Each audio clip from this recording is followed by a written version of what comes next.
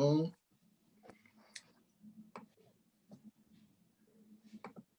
Says live on Facebook. I think we are live. I think we are live. We are live. All right, folks. Let me change this view real quick. And yeah. All right, let me. All right. As per usual, welcome back to Honestly Speaking. How are you doing? Man, this year has been crazy. We've had so much going on, and we're going to talk about that. But like I always say, hopefully you have a tribe that you could pour into and one that's pouring into you. You see right here, we got my man, Jay. Say what's up, Jay. What's going on? That's right. Jay, we got Crystal Clear here. Hey, Say people. Hey, people. We got Jay, Crystal Clear, and I'm your girl. Honestly Speaking, as you see what we ready for. 2021. Because this thing was crazy, all right? So we are bringing you the top 20 of 2020, all right? Hindsight, it's 2020, and that's what we're gonna talk about. We got 4 lists. We broke it down into 4 different lists. We were trying to think how we could like just do it and talk about things that some people talk about. So we have 5 of hard stories, 5 good events, 5 lessons learned, and 5 things we want to bring into 2020 with us. All right, so without further ado, let's get it popping with 5 of the worst. We're gonna get the bad out the way. All right, we're gonna get the bad out the way. So what you got? Any of y'all? What do you have? Oh. Well, I mean, obviously, I hate, to have to say it, but the first story of the year, Kobe and his daughter passing, that was tough. That was okay, Kobe. Oh, yeah, that was it Kobe? It was something else that happened in the top of the year besides COVID. It was Kobe, COVID. Damn. Man, I just drew a blank on what it was. COVID took about the year. So, social injustice. All the killing of unarmed Black men. I guess that can be like chunked into a whole 3 because that was like a big thing. Yeah. It took up the year. Go ahead, Liana. We said 3 already. All right. So y'all kind of hit on the ones that I was talking about. So I kind of did mine. You know me. I think outside the box. I think of I just think differently. Okay. So definitely I had Kobe. Mm-hmm. One of the deaths. I think that the crash of the plane overall was like messed up, right? Yeah. I'm sorry, the helicopter overall was messed up. And in a weird way, it was a lot. It was this one cartoon that kind of like predicted it. Like, you ever see these cartoons when stuff come out after the fact? It's often on like The Simpsons. Like The Simpsons done predicted like a lot of stuff happening. But anyway, definitely the helicopter crashing. I think sorry. People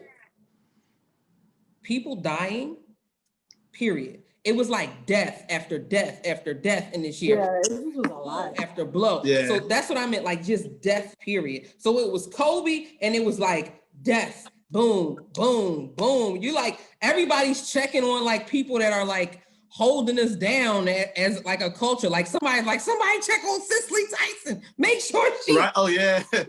You know what I mean? Like it was just death after death. So Kobe, death. I would say politics. Yo, politics Was ridiculous. Politics was just that. Ridiculous. It was ridiculous. You had right against left. evangelical / conservative. Sometimes you had evangelical versus conservative. Then you had progressive versus liberals. Then you had libertarians like burn it all. Then it was just. And it seemed like everyone against black at one point. Yeah. I mean, to be totally honest, it was like it almost seemed like Christians versus black, like politics versus black, The world COVID versus black. Like it was the crazy. media. Yep. And so it's funny that you say that. I think because we live in a society that has like a caste system, and we don't like to talk about our caste system, but in order for it to exist, you need a bottom caste. That's race was created to be like an unofficial caste system, like for us to talk about race without talking about this thing called race. You know, like that's how it is. So at some point I could see how it seemed like everything was against black people. And even to a degree, black people was against black people. It's like, whoa. So yeah, I had death overall, like so many people dying. I had Kobe, I had politics, definitely the social injustice that we seen take place. It was kind of like how we knew that COVID was beginning to come to an end. Like as far as that first wave, because as soon as it was just like the numbers are beginning to go down, you had Ahmaud Arbery. Yep. Boom.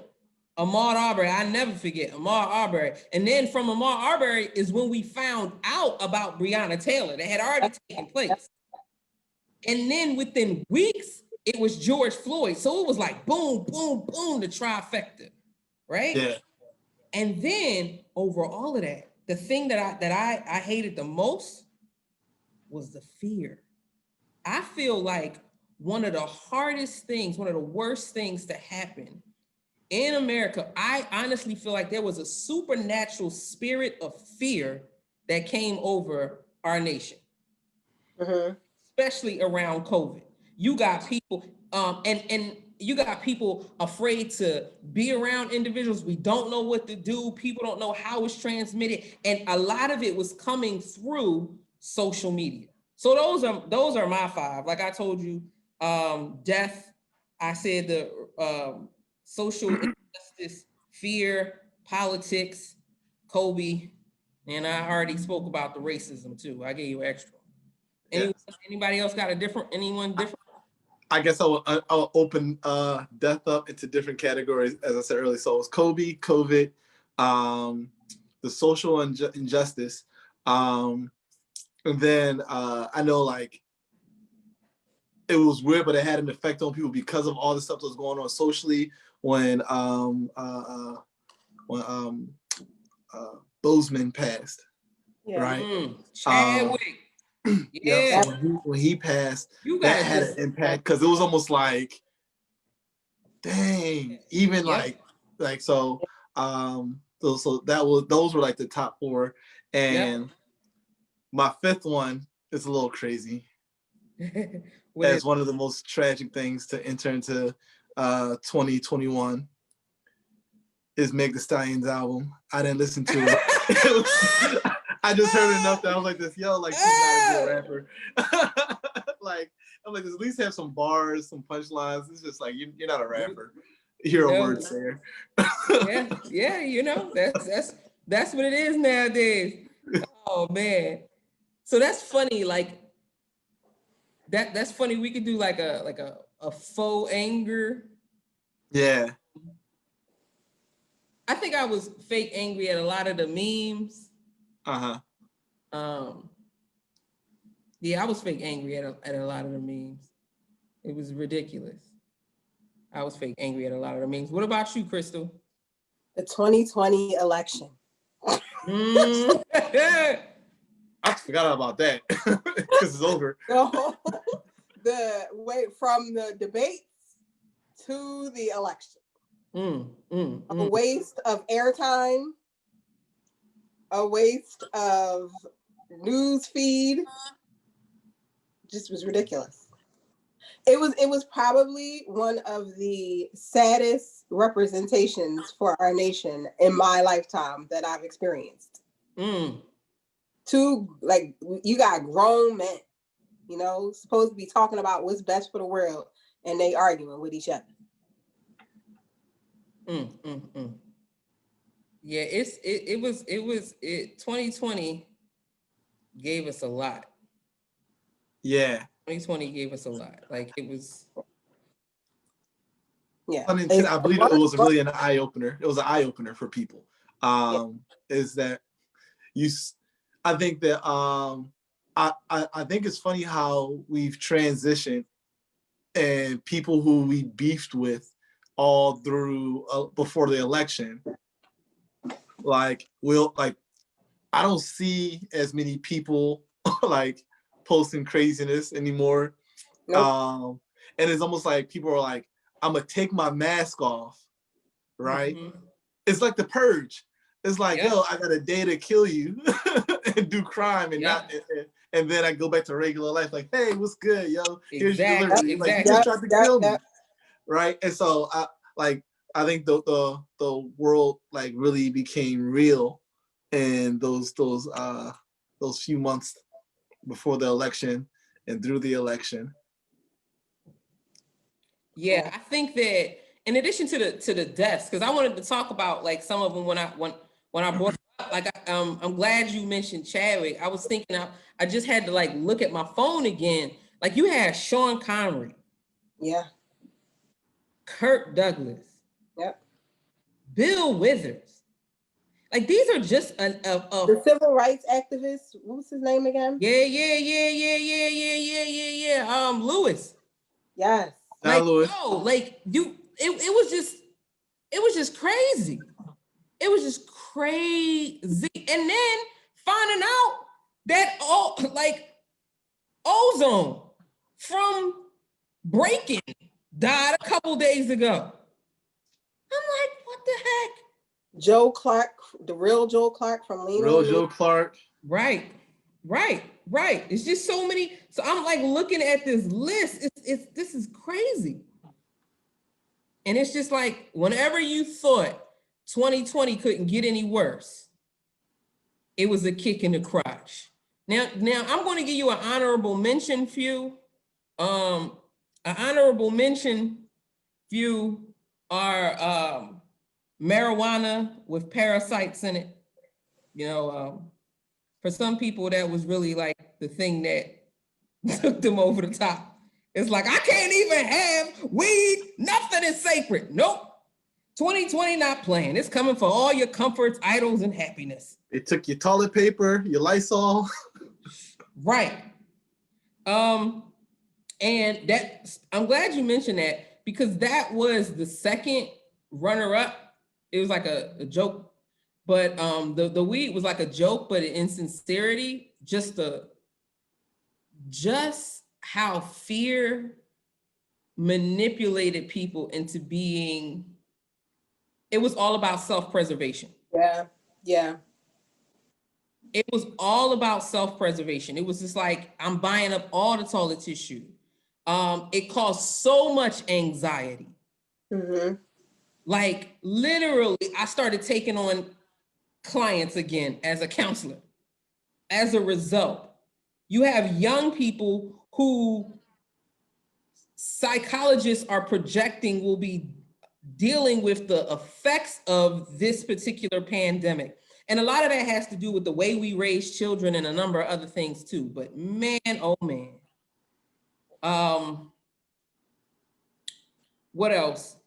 So you had marijuana, you had the anxiety, you had the impact of fear, which was the greed, as well as the angst. Oh, another thing that I was kind of skeptical if I was going to talk about or not, but the amount of human trafficking and abuse that went on during 2020 is projected to be at proportions that we can't even calculate, because so many people were insular. So like, for instance, I did volunteer work on the suicide hotlines.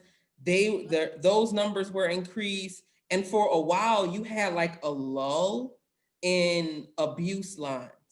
And so a lot of times people are like, see, abuse is down. No, abuse isn't down. Nowadays, especially with children, they're home with their abuser. They don't have the out.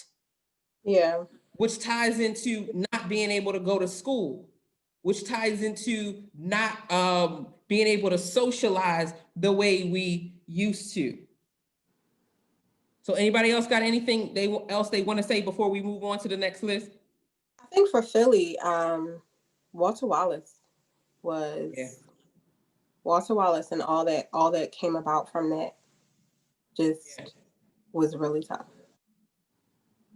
Yeah. Another thing, it's funny, you talk about Walter Wallace. One of the this goes into a lesson, so I'll wait. It's a lesson. It's a lesson learned from 2020. Anybody else want to go for bad stories? I mean, there are a number of stories. I think that one of the things that is kind of bad is kind of how we got used to certain bad stories. We've developed a callousness to them. And I think that is a part of our own survival and perseverance, if that makes sense. So. I agree. Right, so yeah. What you say? What's the next? Yeah. Y'all want to get into the good? Yeah. All right. I do think we're gonna go back into the bad, but whatever. But it's just how it goes, ebbs and flows. Anybody want to go first? Their top 5 good stories from 2020. The amount of people, in the beginning of the pandemic, we can definitely talk about all of the people who were fearful and selfish, but the amount of people that were selfless and giving, businesses that stayed open to feed people that needed to be fed, people that dropped off food to the hospitals, people who in their homes quarantining chose to spend their time making masks. I just think that was amazing. Like there was this moment in the beginning of the pandemic where it would have been so easy to focus on the negative, but there was so much positive stories of medical professionals coming together and praying in the hospitals. I just think it was beautiful to see how individual choices to do what's right, they got noticed, and I thought that was decent. Right. I'm gonna I'll say I'm gonna shout out like organizations like the West Philadelphia Peace Park, the North Philly Peace Park. So I think when quarantine happened, we've been in the house for a while, couldn't do much. Connected with them, and like Joey and I went out and started building a garden in West Philly in an abandoned lot with the West Philly Peace Park. So we started the whole process with them and saw it through. And then that same garden was used to feed people in the neighborhood, to put on demonstrations on how to cook with fresh produce instead of using canned stuff. So it was like, and just being able to teach that whole lesson of like, hey, like a part of our job as humans is to do things for people who may never do anything for us and may never thank you for it. And so for me, that was like a big piece that was like good. I was about to say dope, but my transition is another group called Dope, which is doing our part eclectically. And like transition king. I see you. Yo.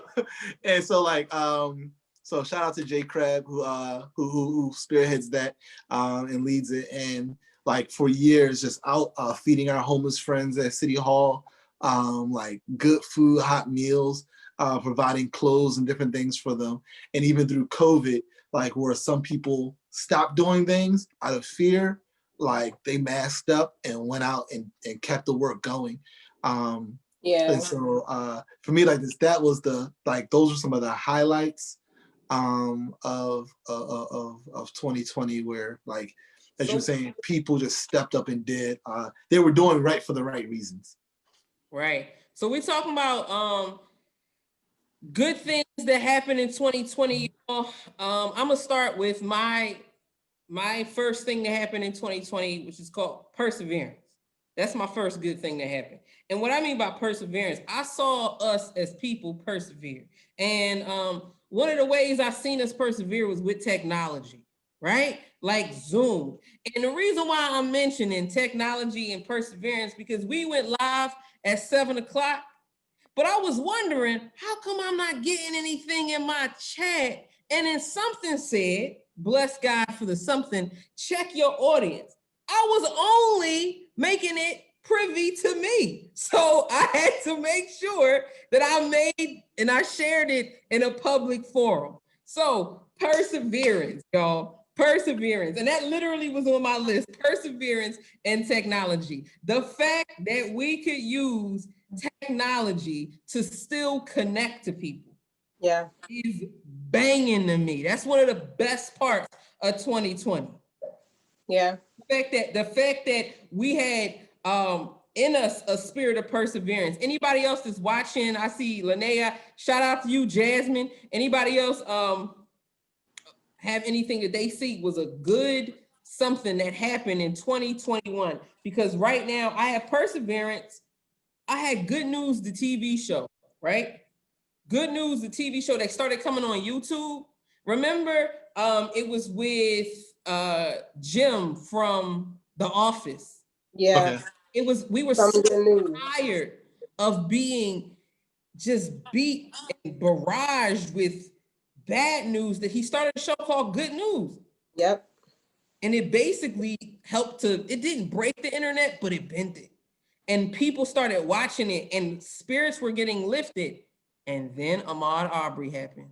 Literally, that was the thing. It's like, that was the thing that broke a lot of people. Like I said, we're going to go ebbs and flows back and forth, but the Good News show was a good one. So us persevering, just like Jonas said, just like what Christel said, when us coming together, learning how to make masks. Everybody and their mom was learning how to make masks. I learned how to make masks without sewing. The skills that I gained during this year, I am inspired.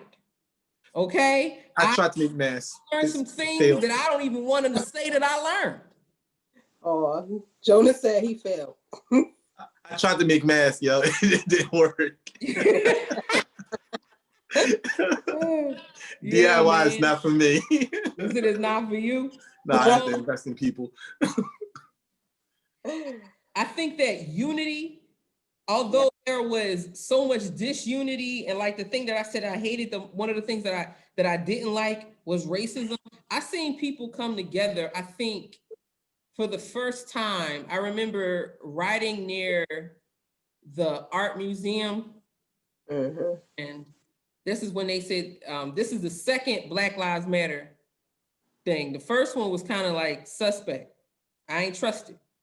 It's when they blew up the cop car, and it was just, I was there. That I knew wasn't. You were there, Jonas. Yeah. There. You was there. Told me what happened. I didn't trust that one, because I seen people that was dressed in all black. I like literally, you were around the corner from my apartments where I live right now. I saw people dressed in all black looking on their phone asking where the art museum was. And I'm like, clearly you ain't from Philly if you don't know where the art museum is, and you want in Vine, like just walk down to turn around and walk down the street. Like, I don't understand, right? So I didn't like that. But that second one, I saw old white ladies with bonnets, like the bonnet that they do when they do gardening, and they had bandanas over their face. I seen them getting out of trucks, and I was like, oh, it must be something going on for senior citizens. And they begin to unfold these handmade signs that said Black Lives Matter. I seen little Asian kids and Hispanic kids together with a sign that said Black Lives Matter. I never seen anything. I was like, what is this? It was scary. It was beautiful. Yeah, I agree. Then I seen that same energy get hijacked by people with agendas. However, I seen unity like I ain't never seen before. Like that was, to me, that was a beautiful thing. And yes, programs. So many programs, like the program you spoke about, like Dope, like the Garden, like my girl Katika, Epic for Kids, doing the dag-on thing. Just taking resources and saying, look, this is what I think is these young people have said they need it, and I'm going to reward them. Bang. Yep. Anything else, Christel? The launch on April 24th of Honest-Leigh Speaking. Honestly Speaking was launched on April 24th. That's the beautiful day, Christel. That's Christel's That's birthday. a beautiful day. Yes, it is. It's my birthday. It's Christel's birthday. I launched it on April 24th. Yep. I think also something that's good in this is it's good and it's hard, but God's sovereignty. Like, this is an opportunity. As hard as this season is, this is an opportunity for us to see his hand over everything, for us to say, all right, God, what are you saying? It's an opportunity for us to connect with him, to get closer to him, to reconnect with him, to repent, to like do all of these, to do all these things in order to be in fellowship with him. And it really, all the things we really need to do are internal, in the sense that it really is a matter of just humbling ourselves. It's not really a bunch of stuff. It's really like saying, all right, you're God and I'm not. And I think the rebukes that God gave this year, I don't know about for anybody else, like he let me see how fearful I was. He let me see how selfish I was. He let me see how lustful I was. He let me see how angry I was, how murderous I was in heart. Like those things to me were beautiful, because it opened up the door to see his graces. It opened up the door for me to recognize, like, yo, I need him. And it's a beautiful thing that he allows me to be in relationship and fellowship with him. Yeah, I was thinking the same thing. It wasn't necessarily new, so I didn't know if I should say it, but I remember at some point, somewhere between January and February, in the morning, rushing to work, praying as I walked to the train and saying how, Lord, this world don't stop for you. Time does not stop for you. People just keep going. We always busy. We slaves to time. Nobody's boss wants to hear I'm running late because I was having a good prayer time. Like nobody. I was like, Lord, we just need more time. We just need time. And then what happened? All we had was time. And as soon as we got the time, everybody was like rushing to get back to being slaves to time again. I'm like, hold up. I like the time. I like the time. I like the time to see things you see. The time to really process something through to the end. Like there are times where God reveals stuff in your character or reveals stuff in your heart, and you don't have the time to sit with it. You don't have the time to process it, the time to agree with him, to really agree with him about the root of it. Like the relationship growth that happened first with God, but also with people around you. You start thinking about what's worth losing a relationship over. Like what do we really want to argue about? We don't have time to argue. Right. Like I feel relationships were stretched this year. And I personally have experienced relationship growth this year. Like I was quarantined alone for 3 months. The people that like called to check on me, played games with me on the iPad while we was on the phone, like movie nights, things like that. It in my opinion, it just brought a value of one another that I think we really needed. Right. You know what else You know what else somebody said sparked all of this? Remember at the beginning, at the top of 2020, when they had that gravitational pull and you was able to stand the broom up? Yes. Without somebody holding it? You remember, Yes. Jonas? I forgot about No. I'm saying What? I wasn't on social media from January until May. So whatever was happening in the world that was on social media, I I wasn't didn't on know about. social media either. Oh, Social media either.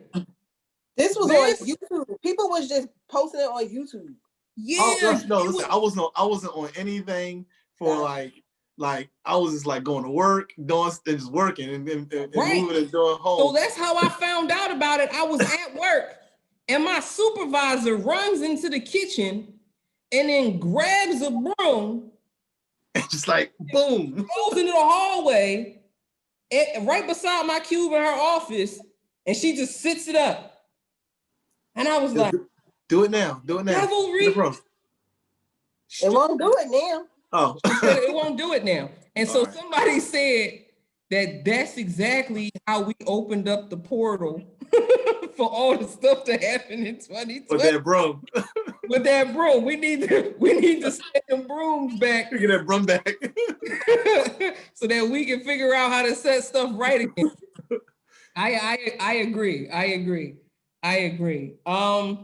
Anything else good? There were a lot of relationships that were made. There were a lot of I feel like 2020 is the beginning of a cauldron, if that makes sense, where people really see what they're made of.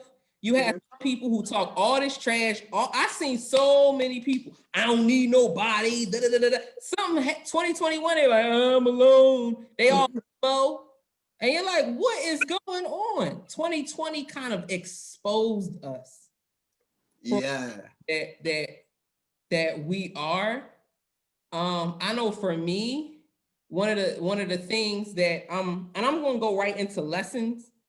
One of the lessons learned. Oh, pause. You said what? Pause, because I had another one. All right, you We got had more. Go ahead. We had more stuff. Oh yeah, y'all had more stuff. I'm sorry. Go ahead. I'm gonna jump in. So like I'll say like forever, I'm always like, yo, I need to have more time for my son, spend more time with my son. I gotta figure out how to have more time for him. Not just like some of this, there are lessons that need to be taught, but also just so we can have fun, right? Right. And one thing I noticed is like I started trying to figure out, like, all right, I know like I needed time. So then I got time, quantity time, right? And I'm like this, all right, we waste so much time, right? And so then I started trying to figure out how to get quality time with them, right? And like that's what I think I appreciated a lot about 2020 is that I found ways to have quality time with him. And 2019 was a crazy year. 2020 started off as a horrible year for me. And I think that, but I'll say that through the year, I found spaces to reconcile with some people, right? And I think for me, is the hard part was trying to reconcile with those who I didn't hurt, but those who hurt me, right? Because I noticed like a lot of times I would take the pain that someone else put on me and distribute it other places, right?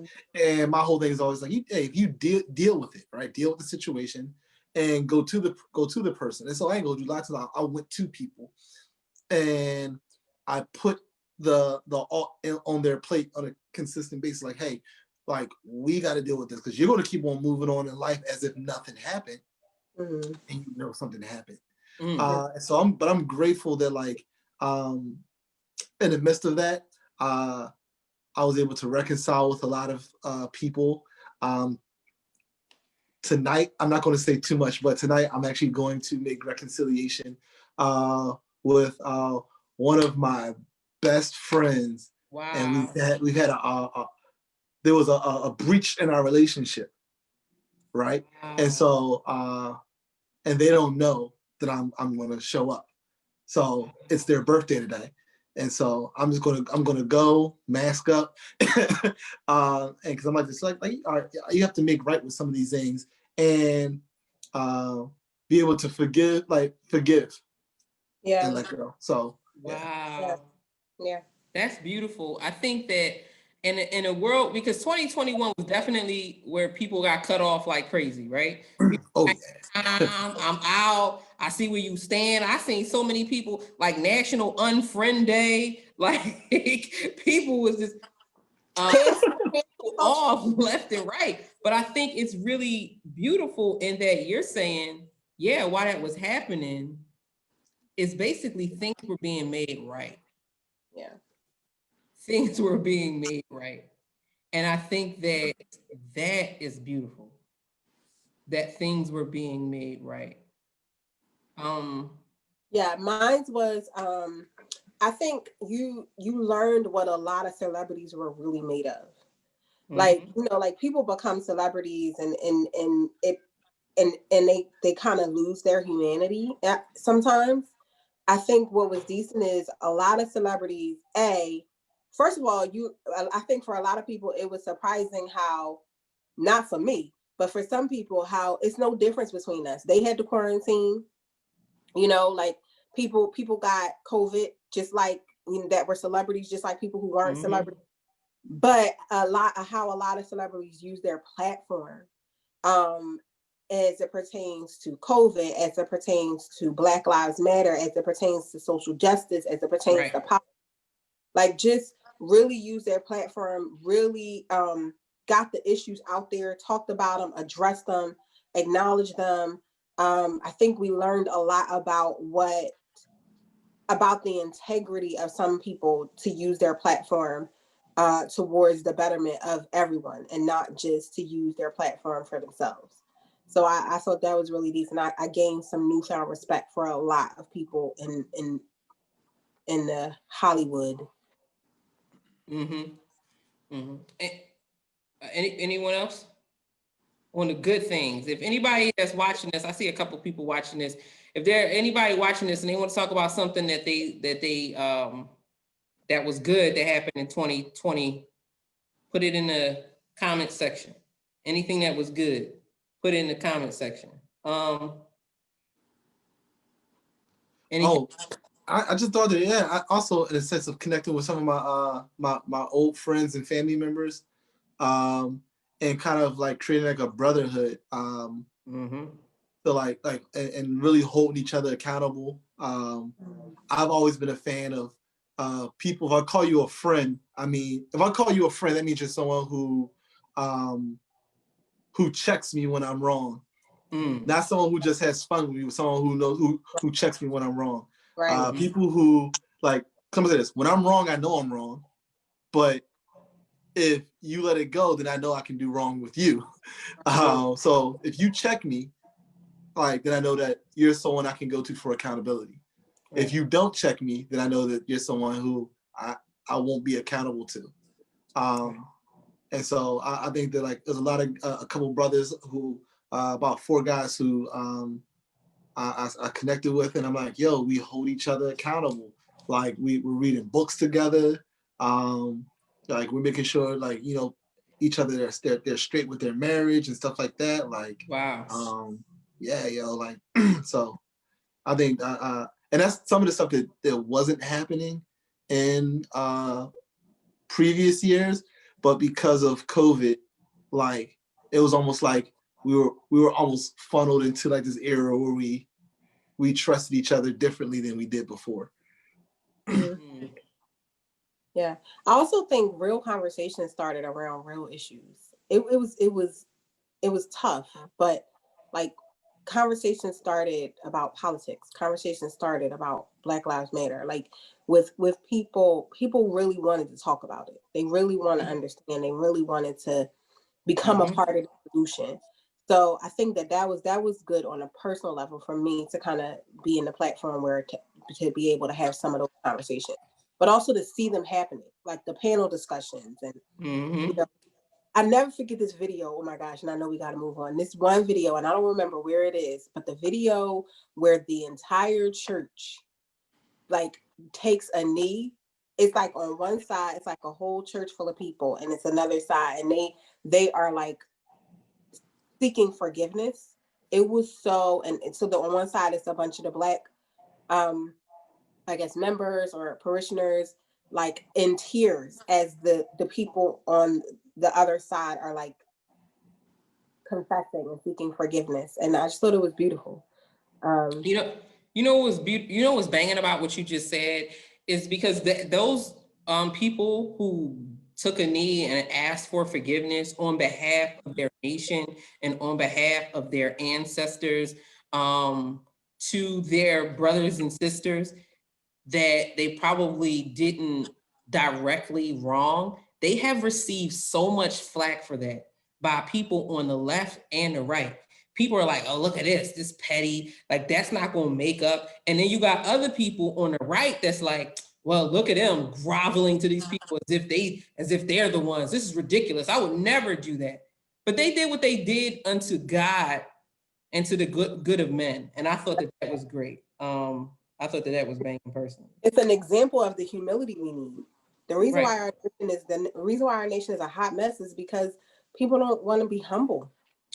Pause for the cause. I would just like to let people know, and just to remind them that if you have an issue with substitutionary atonement as a Christian, then you have an issue with Christianity. That's all I got. Right. I just don't understand. Like, what, you literally have an issue with a person saying, God, forgive us, even though they did not do it? That is what Jesus did. Right. And it's also what the prophets did. Jonas was done. It's also what the prophets did.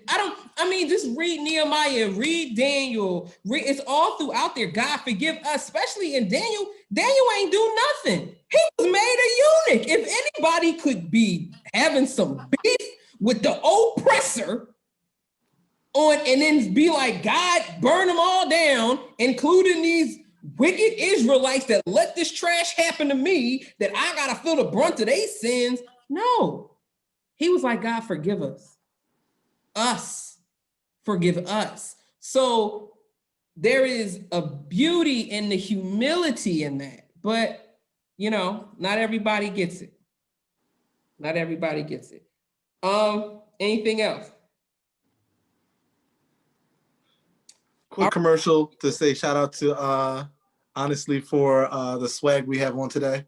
Oh yeah, I had to give us the drip. Get us the drip. Right. Look at the drip. Look at the drip. Look at the drip. I got a bit of macho man flavor. Well, we should do a thumbnail. I don't even know what that is, but I know it has something to do. I had something to do with taking a picture. I don't know how to do it. I don't know how to just do it. pose real fast. And then later we edit it into a pic. Okay, we'll do that later. I don't know how to do it, and I feel like this looks. Yeah, you just made it seem old. Right. Like, I'm hitting the button. But yeah, so going into the next thing that we were talking about was lessons learned. Oh. Lessons learned. Okay, so I'll start unless somebody else wanted to start. No, you start. You got it. Okay. So my first one was politics, right? I want to just rant for a second. Oftentimes, folks, when we believe that certain politicians don't see what we're saying, I would like to ask you to think a bit more skeptically of the politician. Not only do they know what it is that we're saying, they're deliberately choosing a position of ignorance that will prolong us trying to over-explain ourselves. Mm-hmm. You understand what I'm saying? So for instance, I'll give you a for instance. And they do this from this position of putting themselves in our hearts in a way because they've paid people to do this thing called social engineering, where they see what makes you passionate about a thing. Like studies show it takes, I think, like about 6 months for someone to be like radicalized by social media, depending on the amount of hours that you consume social media. So they create like an algorithm for you based off of the things that you like. And then they just constantly feed you those things. So in your mind, this is how the world is. When in reality, these particular entities that we're on right now have set themselves up in a way that you're constantly getting things that you clicked on and you're thinking, wow, look, it's just confirming. It's all confirmation bias. And at the same time, it's called shadow ban. They shadow ban things that could go contrary to what it is that you may believe or even the site promotes. For instance, I posted something on Facebook about how Facebook is being sued by I think it's the DA in New York for its manipulation of certain information, and I got no views on it. And I was like, why didn't I get any? And I went to make sure that it was public, but then it hit me, oh, shadow banning. Shadow banning is when the people behind the curtain deliberately make it so that no one sees your latest post. It's an actual thing, right? So how does that connect to politics? Because you have politics who pay these particular organizations money. Like, what was it? Somebody, Analytica, that got paid like millions of dollars to basically pump fake information about politics so that certain people start leaning a particular way. So I say all of that to say, I call it politricks because that's what it is. It's meant to pull on your heartstrings, i.e., right now you have people upset arguing over $2,000 in stimulus money. That is our money. We already paid for that money. Like, that's our money. And you have certain politicians deliberately voting against it or deliberately making it seem like I want to do it, but I can't, when in reality, they don't. Why? Because their funders don't want the people to get the money, because in the end, it benefits them. Politricks. That's the lessons that I learned, that it's all smokes and mirrors. And the answer and the key to politricks, follow the money. Follow the money, because it will expose everything. It will expose everything. With the money, we saw who funded President Obama. And it's so convenient how we forget certain things. Mm-hmm. That's the second lesson that I learned, is how our own bias exposes our hypocrisy. Like with RBG, Ruth Ginsburg, may God rest her soul. I don't know if she was saved or not. I don't know the state of her soul. But how people, on one hand, they laud her for like having this great passion and fight on behalf of women and women's rights, which I agree, she did fight for women's rights. Not all the rights that I agree with, but I agree that she did fight for women's rights, right? And at the same time, she also fought to make that Keystone Pipeline open through Native American land. I'm saying two things could be true. I could agree with your fight and your passion on behalf of women, but I could say to heck with all of that and stay off the land. It's sacred. And that's what I'm saying. So you got people like, oh man, RBG, who we didn't even mention in passing away when we talked about deaths, right? Bang. RBG, that's what I'm saying. So the third thing on my list, as you see, I'm gonna stop at 3 and let y'all go, and I'll end with my last 2. The third thing on my list was nuance, because I think that nuance is a key to understanding a lot of this. I think we love seeing good people as all good or bad people as all bad. You can be a good person that does bad things, or you could be a bad person that does good things. And who you are, it's going to lead into everything I'm talking about. Right. But who you are is, when no one's watching, is really what matters. And that's your character. Yeah. And so, like, that made me think of how Ravi Zacharias stuff was just exposed after his death. That made me think about how stuff is coming out about, President Biden, how Trump stuff was exposed, and how people, depending on where they see these individuals, they will just ignore it. Mhm. They will just ignore it. And so what they cannot ignore is the stuff that's going on, i.e. with COVID and everything, which leads me to my last and final point. I didn't want to go into all five, but it kind of like led into it, which was the fifth lesson that I learned was that God will not be limited. Hey, what do I mean by that? The church is more than brick and mortar. Hey, all right, now I already knew this. I already knew this. Right. I already knew this, but there are a lot of Christians from certain sects, maybe a lot of Reformed folk who feel like, we need this building. Mm-hmm. I think the building is important, but the building ain't the church. The people, hey, are the church. Mm-hmm. I think that what's happening now is that more people have gotten the gospel in COVID. Yep. Because of this here, Al Gore's internets than before. And the church that looks oftentimes down on ministries that take place online had to get in line and begin to do the same thing. Now, remember I said nuance. I'm not saying to forsake the assembling of oneself, because I think that in doing that, my asterisk lesson was community. You need a tribe. And whether your tribe meets online or they meet in person, you need a tribe. And physical touch is important. There's empirical data now that shows that people physically need to be touched in order for their brains to be healthy. So I'm not saying that meeting in person is antiquated. That's not, don't hear that. Hear what I'm saying and not what I'm not saying.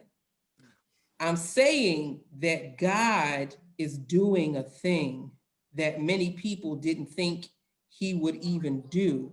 But in reality, he's just showing us it's what he was already doing. Mm. He's letting us see this is what he was already doing. So that's my five. And yeah, anybody want to go next? I'll jump in, kind of like on the tail end of what you were saying. It may be a little different, but what I've learned is that a lot of people don't believe what they think they believe. Mm. They want to believe it. Mm-hmm. They want to believe it because there's truth to it. However, they don't want to apply that truth to how they live. Yes. They just want others to do it. So you mean to tell me I want justice for everybody but me? No, what I'm saying is that you want we want, I'll say I want people to act justly towards me. But you don't want to be just. But I don't want to be just, because if I'm just towards you, I have to be uncomfortable. Oh. And I was driving and I was thinking about this whole idea of people saying protect their peace. And I'm like, if you have peace, you don't have to protect it. Because it's there, right? And you'll have peace no matter what the circumstances, right? It's like that peace in the storm, right? We don't run from the storm because it'll protect our peace. We just know that like we're safe. And so for me, like I'm listening to all these cliches the same way there's cliches in the church. There's cliches in everything. Oh, and yeah, the world these things as if we make mantras and we speak them as if they're gospel truth, right? And so that's why I started saying like, man, I remember somebody said, asked this guy if he believed in God. He said, I lean towards the Christian faith. He said, but no one believes in God the way that the religious scriptures present it, right? So he said, so I never tell, when someone asks me if I believe in God, I don't say yes. He says, I'll say, I work to live a life that shows that I believe in God. And that's all that I can do in my human body. Right. And so I say that because my next lesson is that sometimes we put so much weight on ourselves to be something that we weren't called to be. And we try to fill all these different pockets and holes. And I was listening to this guy today on the radio, Belief, a rapper, right? And he said, you're only tripping when you're wearing my shoes. Right. And so like, and I was like this, I never heard that line before. I heard this song a lot. And I'm like this, you know what? That's so true. When we try to put on shoes that belong to someone else, that's when we find ourselves trying to shift what is it? Paradigms to make life fit us. And it's like this, no, you just got the wrong shoes on, bro. Or sis. Right. And so those are the two big lessons is that we really don't believe what we say believe all the time. But we should be working to live as someone who believes what we believe. But also, like, in simplest terms, stay in your lane. I'm learning to stay in my lane. And like, I'm not going to put on someone else's shoes and try to walk around. Because if someone else finds me in their shoes, they're like, yo, you got someone else's shoes on, and I'm going to take them from you. Or the person whose shoes they belong to going to come for them. So, you know. So if I'm going to freestyle a couple of verses based off of what you said, I believe it's in Thessalonians when it says, live a quiet life and mind your own business and work with your hands. Live a quiet life, work with your hands and mind your own business. Right? That's, I hear you saying, stay in your lane. Stay in your lane. You spoke about not putting on somebody else's armor. Hey, you spoke about, you know, David left Saul's armor right where it was. That's his. Nope, I got a slingshot.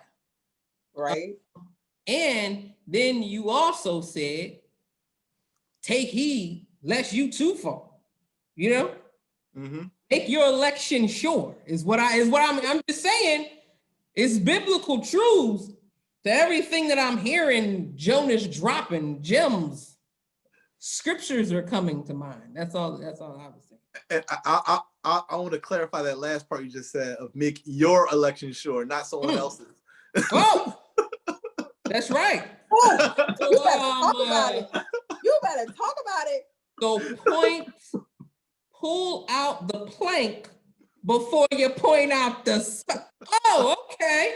So we walk around bleeding out because too many people going at our specs with big old planks in their eyes. Right. And I'm like, and please understand, we are not saying that does not mean that you can't hold people accountable, that you can't hold your brother and sister accountable. No, it means that you need to have the type of relationship with God and with others that before you go to say something, you should say, is it I, Lord?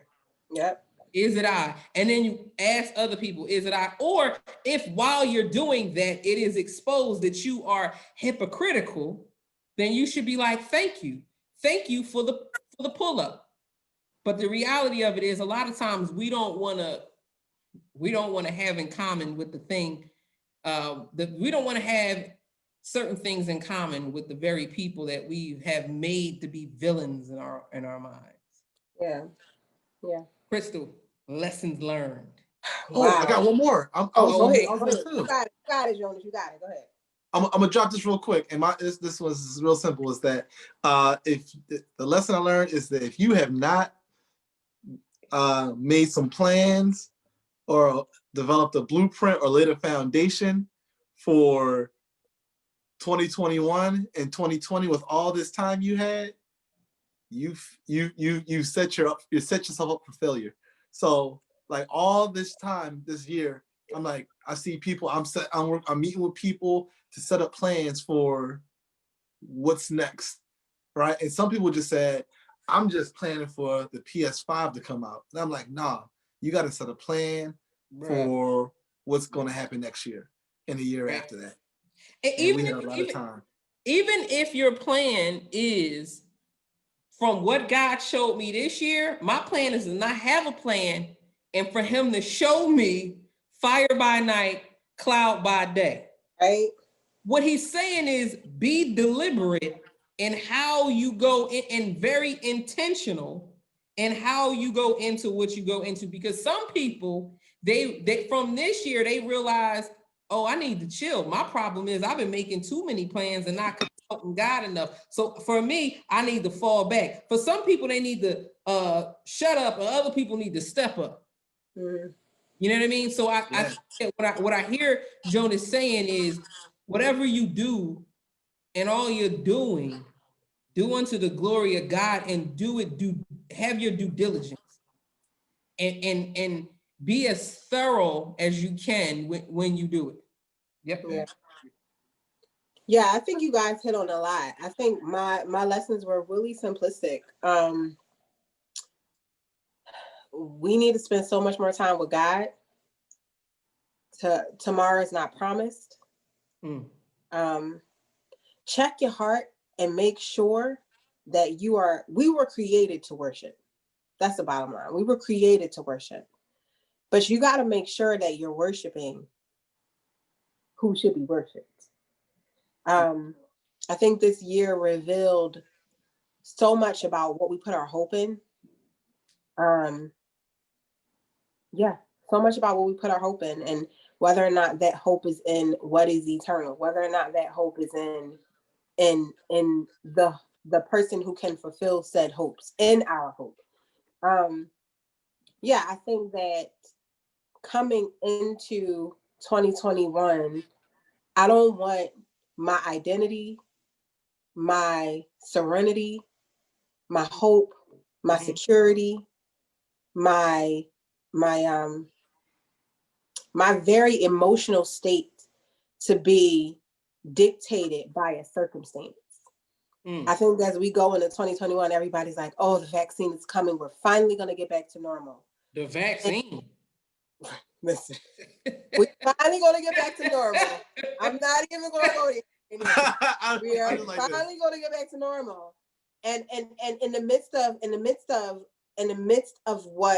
midst of focusing on what is far off, possibly, you're missing what is right now. And the normal that we seek may never come again. The reality is we will never know a world without COVID. Because COVID we've experienced it. It's happened. We will never know a world that did not experience COVID. So there is no back to normal. It's what's next. Like what is it you say all the time, Liana? Hardening your hand to war. Like, what's next? Like, what's coming? Are we readying ourselves to accept trials and circumstances that don't feel good? And the reality is no, because we are humans who desire comfort. And so going into the new year, I really don't want my desire for comfort to dictate my actions, to dictate the knowledge that I seek, to dictate what I focus on in my relationship with the Lord. I'm praying all the time, God, I'm tired of being on Zoom. Can we please not be in quarantine?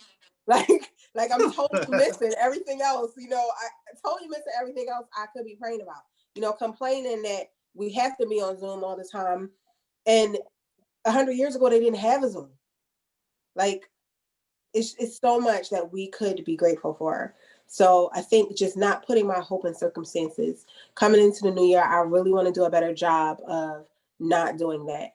And also allowing space to go through, like to go through the process, allowing space to grieve, like there's a lot to worth grieving. And I think we get stuck at grief, or we completely avoid grief, and we detach, and therefore we don't grow. You can get older, you can progress, you can put things in place, but growth is a choice. Growth is something we have to choose to embrace and to live out. And that I just want to say this about growth really quick. not everything that changes grows, but everything that grows changes. Yep. So I think this year, coming into the new year, I really want to take the time to stop and to process. You know, even when things get quote unquote back to normal, like everybody's saying, appreciating what I learned. I don't have to be a slave to time. You know, everybody's like, we got to meet. And we spend all this time trying to get a time where all the people are available to meet. One of the things we learned this year is we don't actually have to be in the same room to be productive. We can meet on Zoom. We can meet on FaceTime. Like this, like Leigh said, the willingness to survive, like to not be a slave to what we think things should be like. And just within the church specifically, that we need to do this better. Anybody see that? Love thy neighbor.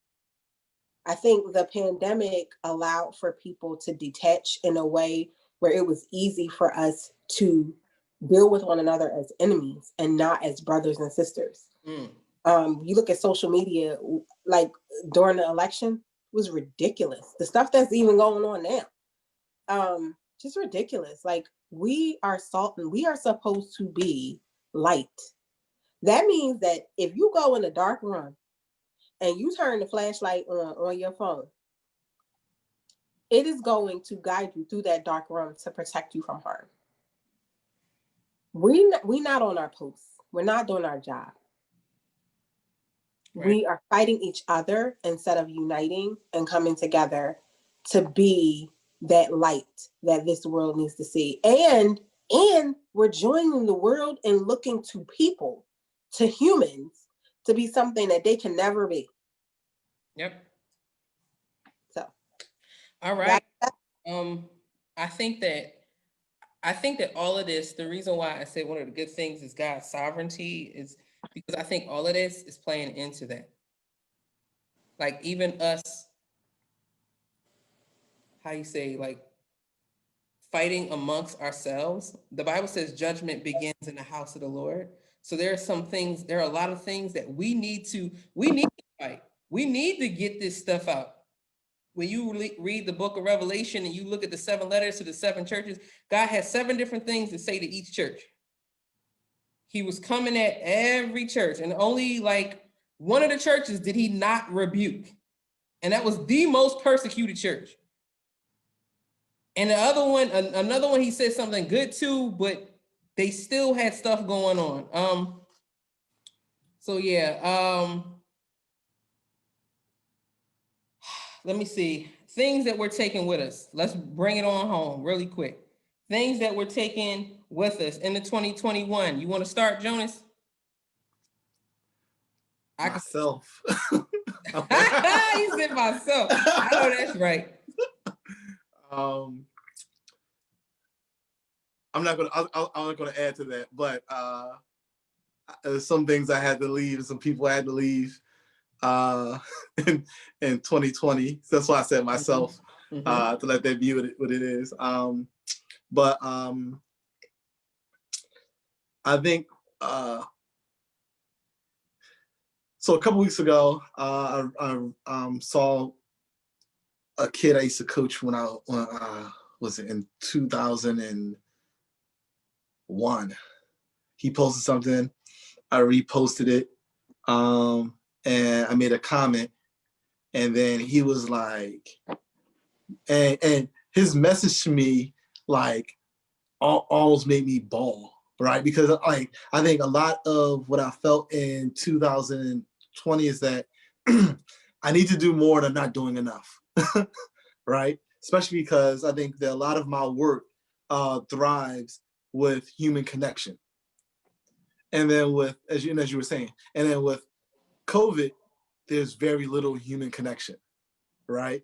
And so I'm like this, I don't even see in the moment what my impact is. But and I've only seen this kid since 2000 and not even like kids, an adult now. But I think in person, I saw him probably 3 times since 2001, right? And like, he was telling me how much of an impact that had on his life. And he was like, yo, you may have thought no one was listening to you, but the stuff you taught steered me away from doing all these things that I could have done, right? Because he had connections to things, right? And he was like, and then it pushed me to make other decisions where I'm able to be more of an example for my family and do things to make sure that they are, and kind of like present a sort of a legacy and some stuff. And I'm sitting here looking like, yo, this is crazy. That even when you think you haven't been doing anything, someone's watching you. And so for me, it's like taking like the inspiration that I've had that from that conversation to other conversations, and keep going the whole of not being weary and well doing. Not looking for like you want to see results, right? But if that's your reward to see the result, then like do something easy where you can get results. And so for me, it's like do the hard stuff. The results will come. Sometimes somebody might come back and let you know how you impacted them. Some people won't. But to keep moving regardless of the situation. And so this year, a lot has happened, but my thing was like, hey, I can't stop moving. I got to keep going. So yeah. Yep, that's that perseverance. Anything else? I think mine is similar. Perseverance. I think if it's one thing we learned this year is, or at least for me, is that, life is tough sometimes and you have to make a decision. Are you going to let it get you down, or are you going to get up? And sometimes it is as easy as that, a decision. But it's not a decision to do it in your own strength. It's a decision to cry, Lord, help me every single step. Like, God help me. Like, there were some days where I got up and it was just like, that was my prayer. Like, Lord, I don't have the energy. Lord, I, don't have the desire. Lord, I don't have whatever. And just realizing my extreme need for more of God. There's a song by, I think her name is Rosario. I'm gonna mess it up, but I need more of you. We know our name. No, I don't know nobody name. Okay. And in this song it says, when I have been all used up, fill me like an empty cup. When I think I have had enough, I still need more. I think our society has made faith, in particular Christian faith, we've set a goal for reaching something. When I've went to seminary school and passed, when I've read all of the books written by such and such a person, as if this is the pinnacle of like your holiness. And it's so much bigger and so much greater than that. And there's so much we have to tap into. And so going into the new year, I just really want to persevere, like to tap into what God has for me. And I think that if I limit God to only being for me in the good moments, I'm going to miss a lot. Hey. So I think that connects to the whole perseverance thing that you all spoke about. But as far as we're in our last list, the 5 things that we're taking with us, I think if I'm hearing Jonas and Christel correctly, they're saying, Jonas already said him. I'm saying, as long as God is taking me into next year, he's going to take me through whatever. God delivers in a number of ways, and he delivers through a number of ways. When you look at the scriptures, I think what was banging about what Christel said earlier, when she spoke about like circumstances and pains. And when we look at the scriptures, remember when John the Baptist is locked up in prison and he sends his disciples to Jesus and they say, are you the one, or should we look for another?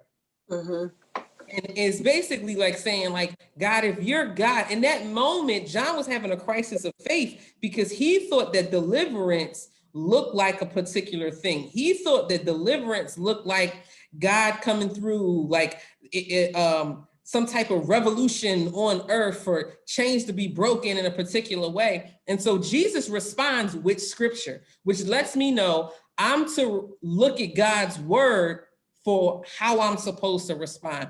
And I'm to pray for discernment to hear God correctly when he responds with a word. Now, the living word spoke the living word to the disciples, and he came from Isaiah 61, and he says, tell him what you've seen. He says, the blind are seeing, the dead are beginning to come alive. And he's saying all these things. And if you don't know the scripture, you would think like, wow, that's great. But if you knew the scripture, you understand the impact even more. Jesus stopped right before the verse that says, and the captives are being set free. So I'm sure that when John got the message, he heard, yes, yes, yes, yes, yes, because he's locked up. And so he's waiting for this message to come from this Messiah, and it stopped right before the verse that said the captives are set free. And I say that to say, 2020 was hard for a lot of us, like really hard. Like I'm saying, people in my family, my mom survived cancer this year. My mom survived COVID this year. I had literally, my father had COVID. My father had a spinal surgery. My brother had COVID. My nephew had COVID. Like when I say my best friends had COVID, they came through, but there were people who didn't. Yeah. There were people who did not. And if our hope is in the miracle of coming through, we can be greatly disappointed. Absolutely. And I'm not saying that to minimize. I'm not saying that to say that we don't pray for whatever. No, because I'm still praying. I'm still praying. I got people that I know that got cancer right now. I'm praying for them, that God would deliver them. Yes. So did God deliver John the Baptist? Yeah, just not in the way that John the Baptist hoped that he would deliver. And that's not a scapegoat. That's not me trying to minimize or trying to give a Christian a way out theologically or eisegete into what the word is saying. That's me saying that God is God and he is sovereign. And if you look at, what was it? Shadrach, Meshach, and Abednego. I forget their real names. And then Mishael and Azariah. Thank you. I call them names. That's right. Don't call them their slave names, right? You know, but so if you look at what they said when they were about to be tossed into the furnace, it says they said in this one statement, we have faith that God will deliver us. They said he's going to do it, but even if he doesn't, he's still worthy. So their faith was that he was going to do it, but they're saying even if he doesn't, wasn't a lack of faith. It was them acknowledging their limited humanity. Yes. And saying that even if something happens outside of the scope of my faith, I know that God is still in control. So that is what I'm taking into. I'm taking a perspective that God is sovereign and he is in control. Literally right now, our current president is still fighting the results of the election. So some people are like, well, it's done. No. Holla at me on January 21st. That's the date after the inauguration. That's when I'm going to say, oh yeah, we know who the next president is. That's what 2021 taught me. I'm not saying I don't have faith. I'm saying me personally, where I am, it's taught me to have a perspective to say, but God.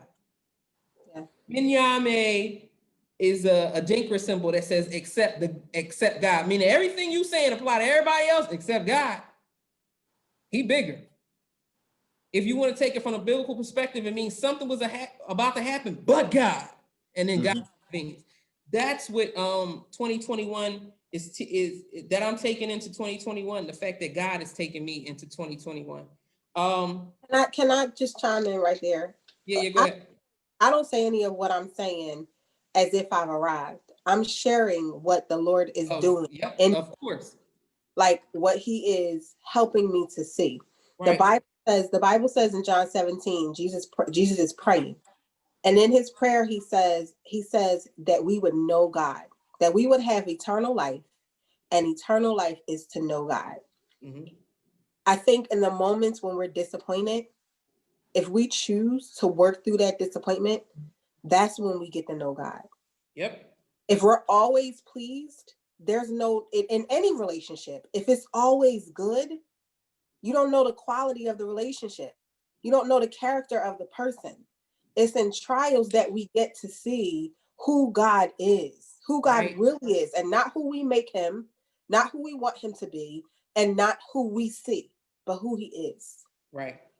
And be honest with him, because sometimes I'm like, God, honestly, you're not enough right now. And I know that that's not true, but I have to tell him the lie that my heart believes in that moment in order to grasp truth. I have to.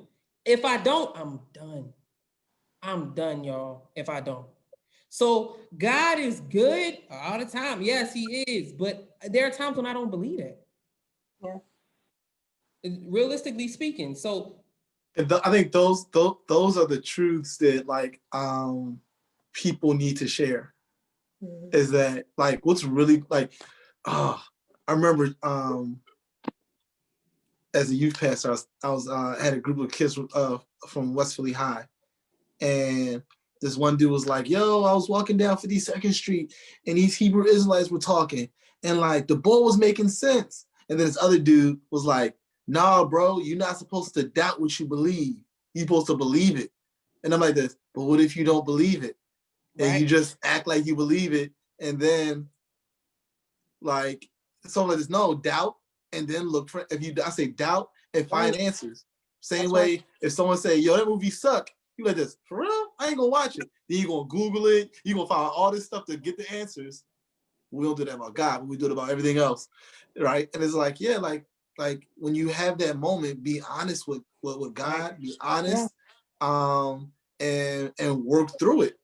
Doubt is not the absence of faith, it's the parameters of your faith. It just shows where your faith stops. So sometimes people are like, man, doubting means that you didn't have faith. No, you had it. It just stopped at a certain point. Otherwise, that ain't doubt. Mm-hmm. It's nothing. What does it say? Seek truth and pursue it. Right. Mm-hmm.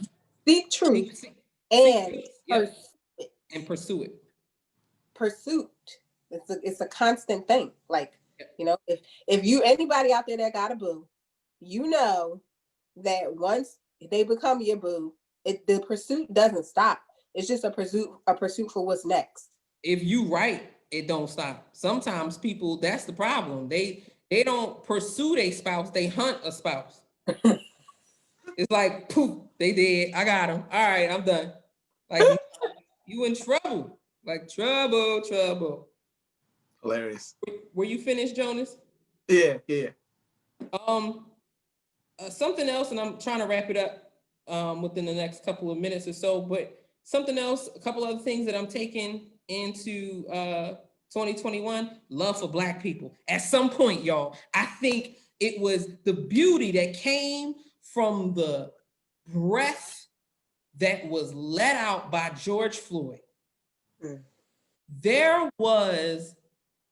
We all had who's the sister that said, I'm tired, I'm sick and tired of being sick and tired? We had a moment when it was like, oh, we all dying today. Okay, I understand. You start, listen, for those who don't know, when somebody Black starts laughing, it is not, or crying, somebody that doesn't normally cry and they start crying, that's not a time to feel all sad, or it's a time to run. Like if somebody just starts laughing, like don't be empathetic. They're in that moment, they are chalking life. In Color Purple, what's her name at the table? When she Right. started walking. Right. When Sophie was like, Yes. when she did that laugh, you like, uh-oh. She's like, Miss Sophia home. Like, you knew it was about to happen. When somebody looked to the side, they're not looking at you no more. They're looking unto the Holy Spirit to ask, can I still go to heaven if I do what I'm about to do? That's what, if I'm talking to you and you saying something that's extremely disrespectful, and I go, that breath is a groan. It's a prayer, actually. Right. And I think that what happened is Black people started saying, I'm blackity black, I'm black. I don't care. Right. I don't, and we started to see some of our power. Now, in reality, I don't think we recognize how much we had, and we begin to compromise because, again, we already established before, well, honestly speaking, about race and how race is set up by certain systems. And so you need a bottom group of people. And if the bottom group of people realize that the game table, the game board is resting on our backs and we collectively decide to stand up, ain't nobody playing no game no more.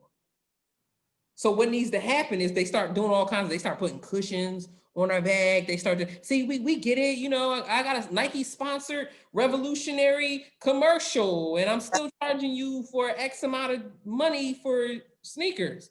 So Right. they feel like I'm empowering you as you pay for your revolution. The revolution will not be televised, but it also ain't gonna be sponsored. So I think that is very important. My love for Black people is something that I'm taking in, and it's unapologetic. And I think for the first time, which is beautiful, I think that white people and people of color are beginning to understand, because we had to like give this crash course on race. Mm-hmm. Like we had to do it. So a lot of times people are seeing where they are and where they land in certain things. Can I chime in on your point? And people are learning that being not a racist is not being anti-racism. Right. Could you say that one more time, please? Being not a racist is not being anti-racism.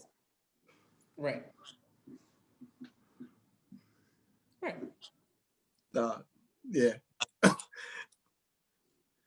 Right. So I think that anyway, you said it. Something else that I'm taking is mindfulness.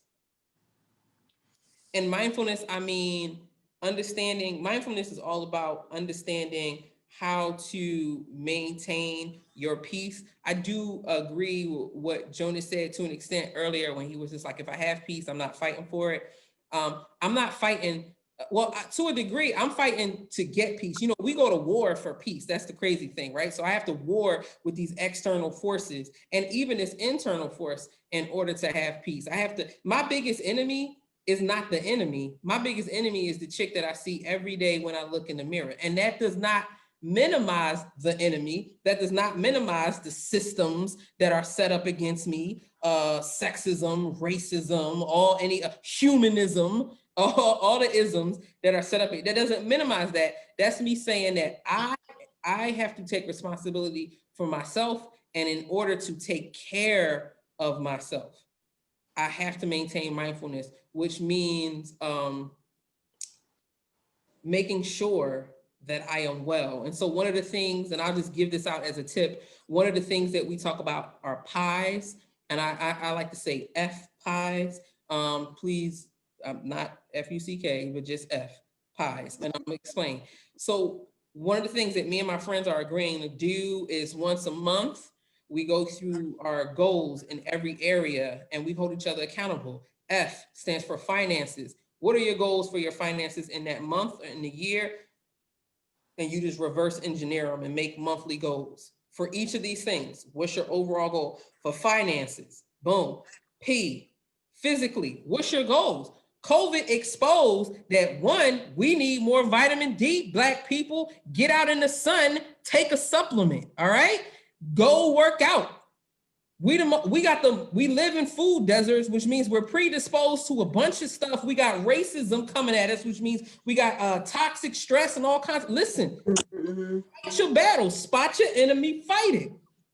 Be like all broken down, and if you are going to be broken down with somebody who can help hold the arm, and you use the strength you have, and y'all walk together. So physically, what are your goals? Intellectually, how are you thinking? Do you have stinking thinking? How are you thinking? What are the thoughts that you're thinking about? Think about how you think. To be completely honest, that is the sole purpose of Honestly Speaking, for us to begin to think about how we think and not just react and believe that the way we think is actually correct, or like we think that way on our own. It's to identify the outside influences as well as our own base nature, and then to make the right decisions, to give us the tools to make the most healthy decisions, okay? So boom, emotionally, what's going on with you emotionally? How are your emotions? Are they running you? What are you feeling? Emotions are excellent indicators, but horrible dictators. Okay, it just is. All right. And there's 2 S's. Spiritually, how are you doing? And this goes for whatever you claim to be. Some people don't claim to be anything. And for those who don't claim to be anything, you have socially, just socially, period. And even for those who do claim socially, how's your tribe? How's the health in your tribe? Are you squashing your beef? Are you making sure that you're checking in on each other? And are they checking in on you? What is the health? If we focused on those things every month, we would be able to persevere in many areas. All right. So those are FPIs. And so me and my friends are doing that, and that's all in the with mindfulness, and that's what I'm taking. Those are the things that I'm taking. So anybody else got anything else that they're taking into 2021? Being more gracious, but stern in certain areas, but gracious. I think that since 2016, I was like, yo, I'm just going to do what I want to do, right? And that's not healthy for me or for anyone who I'm around. So being gracious, understanding that people need space to make mistakes. Those mistakes where people learn, and so but also not empowering them in immaturity. So being gracious but not empowering someone's immaturity is kind of where my move moving forward is. That so important. Yep. Anything else, Christel? Yeah, I think no, that was good. I'm sorry, Jonas. I forgot. I had a thought before you said that, but that was really good. Yeah, I think my thought. Live purposefully. Be intentional. I think it's so easy to want things to happen, to say, oh, it would be nice if I did this, or it would be nice if we had that. Be intentional. Like, don't just wake up and go to work to go to work. Be intentional about going to work. What are you going to work for? Like, whether if you believe in God, you're going to represent him, to wait for opportunities to talk to people and be a part of their life and be in a relationship with them and impact them.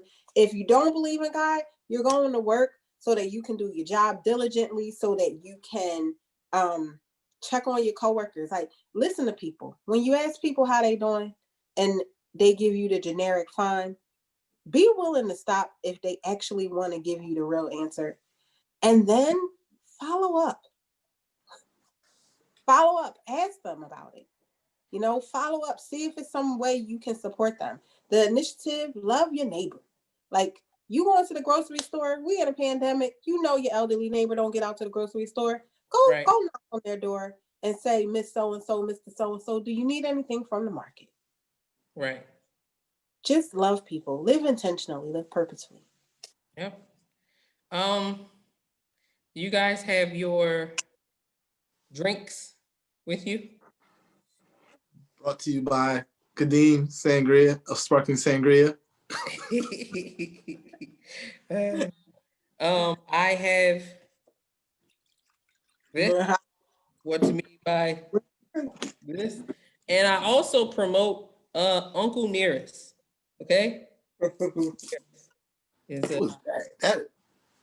is a whiskey that was actually created by the man who made Jack Daniels. This right here is ginger ale. But Uncle Nearest is from the creator of Jack Daniels whiskey.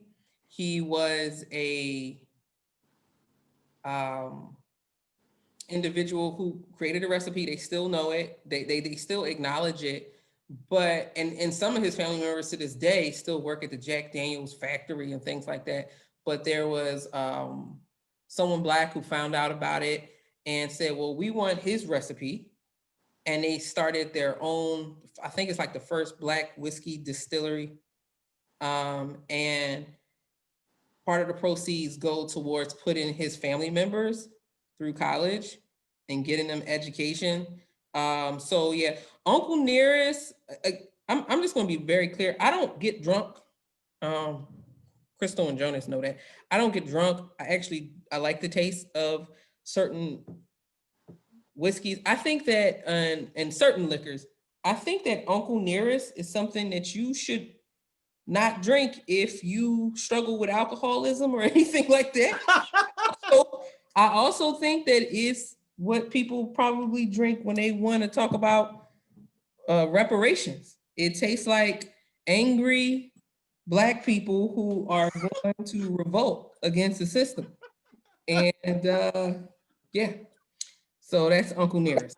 So for those of us Please who don't are come for me in the comment section if you like, let me just be clear. If you feel like, well, as Christians, we shouldn't drink. The Bible says the spirit is a demon, and look, pray for me. That's all. I had a whole other breakdown for him, but it's all good. I ain't gonna go there. Just pray for me. I don't want to hear about how Jesus was drinking wine that ain't get you drunk and all this other stuff that was. That lie. For that, we have crystals, and my this. I so please. The lovely bubbly of the Martinelli. Right. That's a classic. That's the Polo of sparkling wine. Yeah. That's Ralph.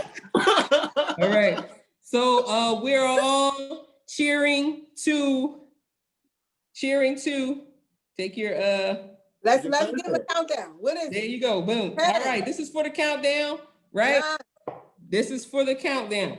8. When we counting do our countdown, we're not going to do it right now. Why not? We go through our own countdown. It's like the. All right, you want to do it? You want to do it in 10? You want to do it in 10? Crystal, you ready to pop a bottle? You not toasted with water. Who, me? Are you serious? You got Martinelli's and you want to drink a bottle of water? Come on. You on mute now. Tastes like angry people asking for reparations. I'm sorry. In my defense, I didn't pop the Martinelli because we really gonna pop that at 12. So okay. So I'm posting with y'all. I mean, at least have a glass. Get the glass at. Where the glass at? Well, Jonas, you know I don't have no glass in me. Listen, if we was at a party, my bottle of water would be Crystal, we told you. I know. We told you to go get that. Now, what you are going to do, I'm going to tell you what you're doing. You affecting the witness right now, right? Because there are people who are not saved, and if they are saved, they have different beliefs. They like, if 2020 come in messed up, it's because she done toasted with water, and that's bad luck to toast with. Killing this, Crystal. No, all right, let me get a cup. Hold on. All right, get a cup of something. It ain't got to be the Martinelli's. Everybody got a bottle, but it's something. Okay? She's Lily. All that time, I thought she was ready. All that time, right? All that time. All right, I got a cup. All right. Hey. Now we need to get you go get a glass cup now. I'm playing. I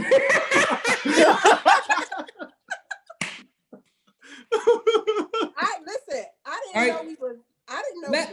Jonas said, let's get it. He said, let's get it. All right, so boom, we're gonna. All right. But I don't mean to make you. All right. All right, you ready? You like my cup? Yeah. Yes, it's blessed and highly favored. Right. Yes. All right. So, really quick, may the God of all understanding and compassion be with us this year. May the same God that brought us through this year bring us through the next year. May we learn, may we accept his sovereignty, may we continuously cling to him, and may we not only just survive, but also thrive as we submit ourselves to him. And may we do good for all, for the good of all unto his glory. In Jesus' name. All right, y'all ready? Do this countdown. This is the countdown. All right, y'all ready? All right, so 10, 9, 8, 7, 6, 5, 4, 3, 2, 1. Happy New Year! Happy New Year!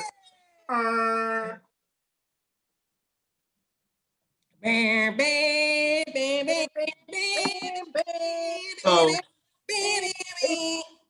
I'm gonna send this footage to Uncle Nearest and say, hey, we need you to sponsor us. Because we gave you a shout out. And Martinelli. And Martinelli and to Kadeem, the young boy down the street. We're gonna let him know. All right, you guys. I love you guys. Praying for you all. Lord willing, see you next year. All right. Happy New Year, honestly. Happy New Year. Happy New Year.